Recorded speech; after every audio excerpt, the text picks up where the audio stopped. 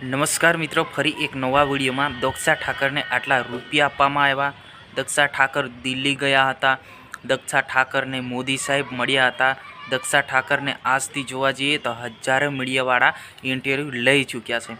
શું છે સમગ્ર મામલો? શું ખરેખર આવું થયું છે કે દક્ષા ઠાકરને ખરેખર દુઃખની એ વાત છે કે અત્યારથી જોવામાં આવે તો 50થી 60 મીડિયા ત્યાં આગળ એમનું ઇન્ટરવ્યૂ લઈ ચૂક્યા છે, પણ કોઈને કોઈ પ્રકારની કોઈને દયા નથી આવતી કે કોઈ એક રૂપિયો પણ આપ્યો નથી। શું ખરેખર આવું થવું જોઈએ? મિત્રો, મોટી વાત તો એ છે કે જેટલા પણ ક્રિએટરો છે, કેટલા પણ મીડિયા છે, અમુકના તો મિલિયન વ્યૂ આવે છે, પરંતુ મિત્રો કોઈ ક્રિએટરે કોઈ પ્રકારની મદદ નથી કરી। ખરેખર આ દુઃખની વાત છે કે દક્ષા ઠાકર ભલે તે હોય કે જન્મ લીધો હોય કે ના લીધો હોય, પણ દક્ષા ઠાકરનું આજકાલ જોવા જઈએ તો ટ્રેન્ડિંગ ટોપિક બની ચૂક્યો છે। હાલ તમે યુટ્યુબ ચેનલ ખોલો તો દક્ષા જ દેખાશે। કેમ કે દક્ષા ઠાકરનો જે ટ્રેન્ડિંગ ટોપિક બની ચૂક્યો છે।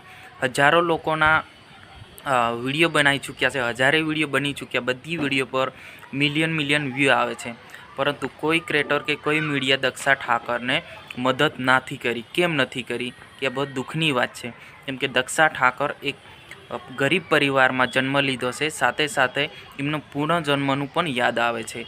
કેમ યાદ આવે છે, કેવી રીતના ઘટના છે કે હાલ જોવા જઈએ તો દક્ષા ઠાકર પર તમને હજારો વિડીયો જોવા મળશે, પરંતુ મિત્રો કોઈ પણ પ્રકારની કોઈ મદદ નથી કરતી। કોઈ સારા મીડિયા છે, કોઈ સારા ક્રિએટર છે, એ 10-20 રૂપિયા, 50-60 રૂપિયા, મતલબ 100-200 રૂપિયા આપીને જાય છે, પણ અત્યાર સુધી ખરેખર હજારો વિડીયો બનાવી ચૂક્યા છે ક્રિએટરો, પણ એક પણ રૂપિયાનો કોઈ મદદ કરતું નથી।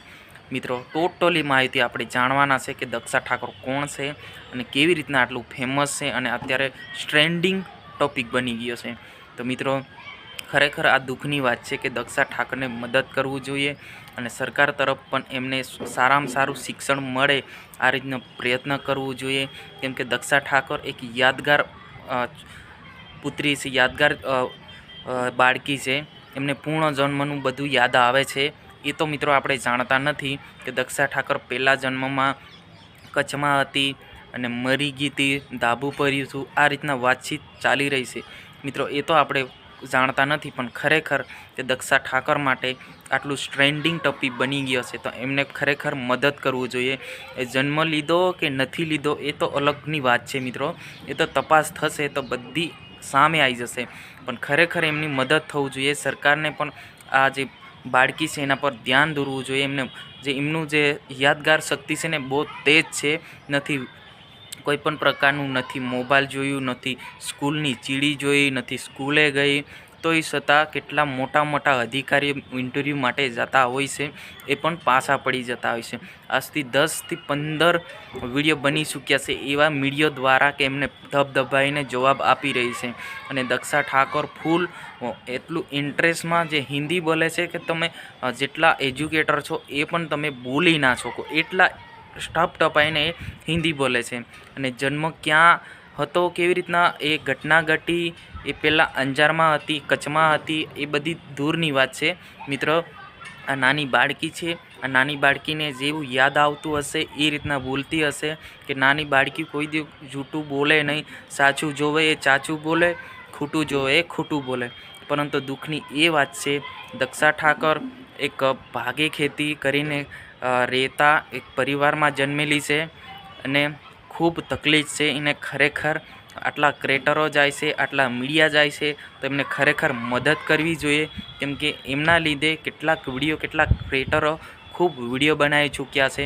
મિત્રો, એકવાર તો આપણે જોઈ લઈએ જે દક્ષા ઠાકરનું જે રહસ્ય છે કે દક્ષા એવું કહી રહી છે કે હું પહેલાં અંજારમાં હતી અને હું બાલવાડીમાં જાતી, યાની કે બાલ મંદિરમાં જાતી, ત્યારે અચાનક ભૂકંપ આવ્યો અને મારા પર ધાબુ પડ્યું અને હું મરી ગઈ।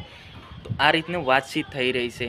તો મિત્રો, આ જે સાચી જાણકારી છે એ તો વિજ્ઞાની દ્વારા તપાસ થશે, પછી સામે આવશે, એનું પણ તપાસ થશે। આ રીતના એક પોસ્ટ વાયરલ થઈ છે અને સાથે સાથે એવું બી કહેવામાં આવશે આની જે યાદગાર શક્તિ છે ફૂલ પાવરફુલ છે, એના કારણે આ જેવું જોવે છે એવું ધબધબાઈને હિન્દીમાં વાત કરી રહી છે।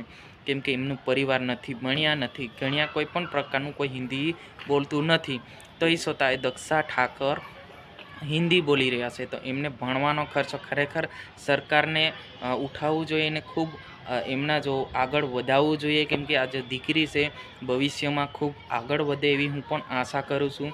અને બધા લોકોને, યુટ્યુબરને, મારી જેવા પણ યુટ્યુબરને, મીડિયાને બધાને મારે કેવું છે કે તમે વિડીયો બનાવવા જાઓ છો તો થોડી ઘણી એમની પણ સહાયતા કરો, થોડી ઘણી એમના ખર્ચો કપડાં તો એમને મદદ કરો એવી હું આશા કરું છું. તો મિત્રો આ હતા આજનો વિડીયો. આપણે મળીશું નવા વિડીયોમાં. જય હિન્દ, જય ભારત.